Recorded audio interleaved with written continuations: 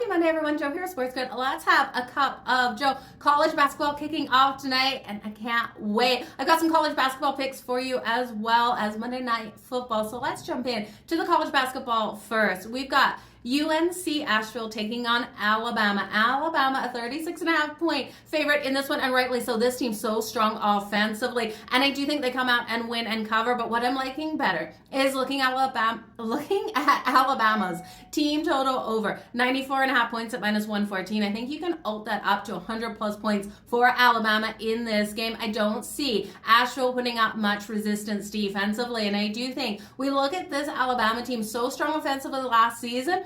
Their defense was weak, so that's why I don't kind of love that spread. But here in this one, look for Mark Sears to go off again. Mark Sears was incredible last season out here for Alabama, setting program records, you guys. If you don't know his numbers, last season, 795 points. Yeah, just last season, 150 rebounds, 145 assists, 95 balls from deep, 95 threes, you guys. This kid is straight fire out there. Now, I looked at his points, rebounds, and assists today. It's coming in at 32.5, -106 to the over. Give me that all day long. I also like his points over 23.5 at +110. I think he can ult this up. I could see him hitting 30 points in this game. It's going to be a fantastic one. Can hardly wait for it to kick off now.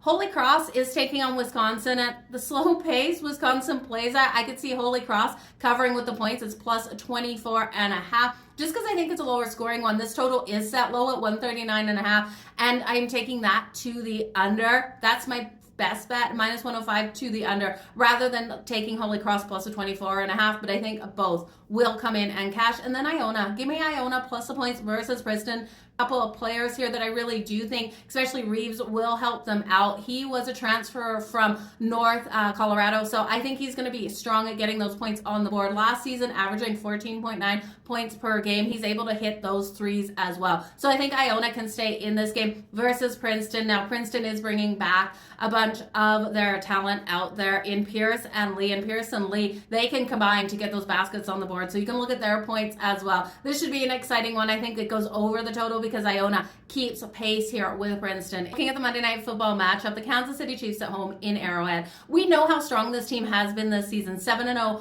undefeated. Now they're at home taking on a beat-up Tampa Bay Bucs team. The Bucs are grabbing 9.5 points. It seems so tempting here, but it is the Kansas City Chiefs. This team has been to the Super Bowl for a reason. This team always finds a way to get things done.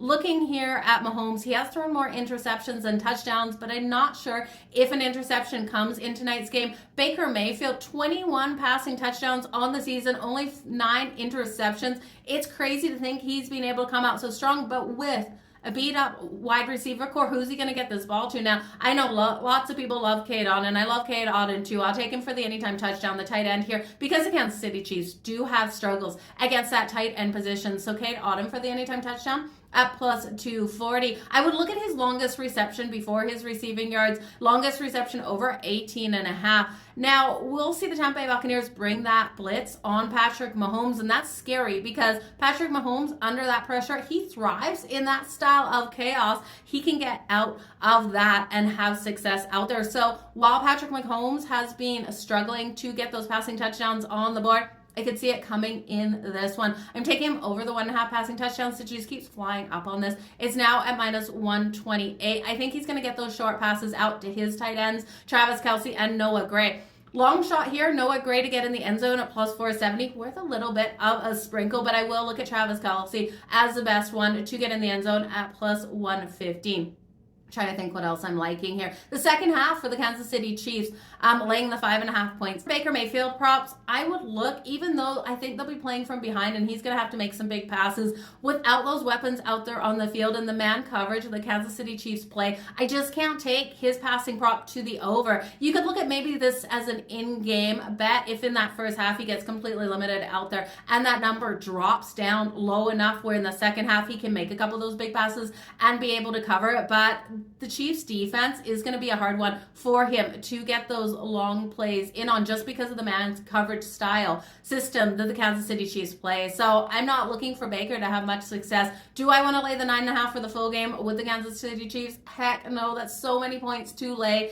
I will lay the 5.5 in the second half, though, here with the Kansas City Chiefs to win that second half by a touchdown. You guys, all the best in all your bets. Enjoy college basketball kicking off tonight. It's going to be a heck of a lot of fun. Let's make some freaking money out there. You guys, cheers.